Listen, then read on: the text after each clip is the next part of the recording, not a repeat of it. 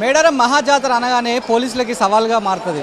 అంటే నిద్ర ఉండదు, తిండి ఉండదు, డ్యూటీలో ఉండాల్సినటువంటి అవసరం ఉంటుంది. అట్లా డ్యూటీలో ఉంటుకుంటూ కూడా ఇక్కడి మైక్ సెట్లో పాటలు పాడుతూ ఒక ఏఎస్ఐ భక్తులందరినీ కూడా అలరిస్తున్నారు. ఆయన మనతో ఉన్నారు, ఆయనే దుర్గారెడ్డి.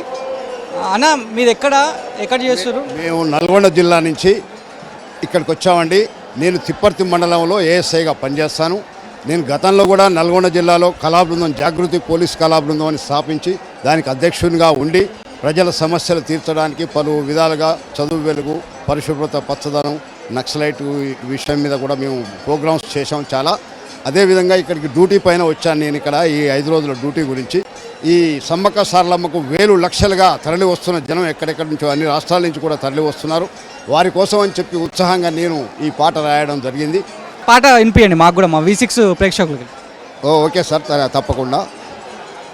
సమ్మక్కను రావా, సారలమ్మను రావా, ఒక్కసారన్న వచ్చిపోవా, నీ దర్శనమిచ్చిపోవా. అమ్మాను రావా, సమ్మక్కను రావా, తల్లిను రావా, సారలమ్మను రావా. ఏ ఊరికెళ్ళావో, ఏ లోకం వెళ్ళావో, అన్ని లోకాలల్ల నీవే నిండావో. అమ్మాను రావా, సమ్మక్కను రావా, తల్లిను రావా, సారలమ్మను రావా. మైకు ముందరకెళ్ళి పాట పాడబోతే సమ్మక్క పాటే పాడమన్నారు. పల్లెటూరికెళ్ళి మాట్లాడబోతే సారలమ్మ మాట మాట్లాడమన్నారు. డప్పు తీసుకొని దరువయ్యబోతే సమ్మక్క దరువే వేయమన్నారు. కాలి గజ్జగట్టి ఆటలాడబోతే సారలమ్మ ఆటలాడమన్నారు. ఏ ఊరికెళ్ళావో, ఏ లోకం వెళ్ళావో, అన్ని లోకాలల్లా నీవే నిండావో. అమ్మాను రావా, సమ్మక్కను రావా, తల్లిను రావా, సారలమ్మను రావా. ఒక్కసారన్న వచ్చిపోవా, నీ దర్శనమిచ్చిపోవా. సమ్మక్కను రావా, సారలమ్మను రావా. పోలీస్ కళా బృందంలో మీరు పాటలు పాడుండొచ్చు కదా. సో మంచిగా హైయర్ అఫీషియల్స్, అధికారులు ప్రశంసలు ఇచ్చిన పాట ఏందో కొద్దిసేపు మాకు వినిపించండి. చాలా విషయాలలో కూడా మాకు ప్రశంసలు అందాయి, అక్కడ కూడా ఇచ్చారు.